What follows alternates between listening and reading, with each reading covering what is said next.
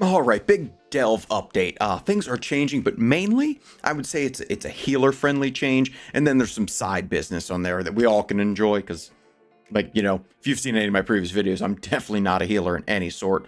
Tried here and there, and it does not work for me. Requires too much attention, and that's why I try to, as a DPS, make my job the best I can do for the healer. But anyway, delves are changing for healers. We're getting a tank spec for Brann, which he's doing it with a shield and a gun, so that might open up more opportunities down the road for other tank specs to come. The range tank, maybe battle mage. We got the whispers of Tinker around there. I don't know. I'm just crossing all my fingers for the hopes of a new tank spec. I think that'd be really cool. I think we're kind of due for one, but he does tank very well for a computer assisted, format that Delve runs on its own with Brann. So definitely something cool. I think his damage will scale it as you're healing him. So as the higher you keep him topped up, the better he'll do. He will be a reliable tank. I think it just takes him a second for to get the aggro. Now, this is all stuff I'm reading and seeing. I don't personally play the PTR, but I'm seeing some almost gold stars and check marks on the delve changes that are kind of focusing in on Brann tanking and healers being the healer that they want to be in delves. Because why would you want to change your spec to just run a delve? Now, with that in mind, like anything else, you're gonna have to watch mechanics and be willing to dispel Brann and probably yourself, keep you safe. But I don't know how the healer life goes. But that does come natural to healers, because it is part of your toolkit. You just have to use everything because he does lack a self-heal since we're strictly putting him as a tank. Bad news, if he does die, which it probably will be a potential, you just have to wait for him to revive back on his own, and that might require some slows and some kiting, and then Brann will get back at it and hopefully pick that aggro up pretty quick. They're saying out there that Healer Brann is going to make the easiest choice for tier 11 delves. Your DPS will make it the faster, and tank will be the safest. So even as a DPS spec, like me running as my hunter, I could put him in tank. He could gather everything, and I could just mow everything down with me and my pet and the potential changes that are coming to hunters. So you never know how that's going to really happen, but I think it's going to be really cool. They are making delves a little bit more appetizing to the rest of the world, including Mythic Plus and Raiders, because you can now get gilded crests through there, only 3 chests a week, which is fine because you'll get 18. That's enough for an upgrade here and there. You'll be able to continue your growth inside of delves where before it capped out and you had to go to Mythic Plus and raiding.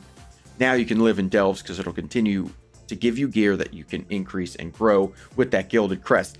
Now, with tier 8 of being the previous top, before you would, get everything you need there. But with tier 9 and 10, you're actually going to get more runed crest. So it makes sense to progress through the tier system. And then once you cap all your gear out with the rune crest, you don't need them anymore. But you can continue to run the 8, 9s, and 10s and trade up, since they kind of scaled down the amount of crest it takes to upgrade to the next one, where I think before it was 90, because that was the time that I traded in all the 1,000+ crests that I had, and then probably like a week or two later they dropped it to 45. So for every 45 runes you'll get 15 gilded. I think it's fair trade because you're getting your 18 bonus ones a week in your chest. You'll be able to upgrade rune near closer to the end of the season, so you can max out your hero gear. That's all we want to do. So you won't have to venture in to a world of Mythic Plus and raiding that you absolutely despise as a delver.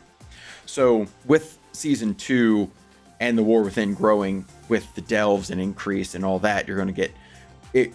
You're going to get all that gear that you can upgrade, but it won't be your best in slot. But I don't think a lot of delvers and solar player content people will mind that, because you're not looking to be meta. You're not looking to reach the top of the charts. You're just looking to log in, play some delves, do whatever, do your world quest, check the boxes, and not really jump into the M plus, really, because that's where I can speak, from my experiences, in that if you were capping out at delves and that was the true content you really liked, and then jumping into Mythic Plus as a delver, not knowing the mechanics or how Mythic Plus works, that's probably how you're going to ruin some groups. And, I may have seen that a time or two, but no one ever fesses up to what they're doing.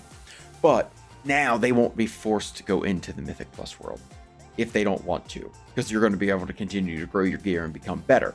You know, you're not going to go in there, try your best on a plus 10 key and drag it into the ground.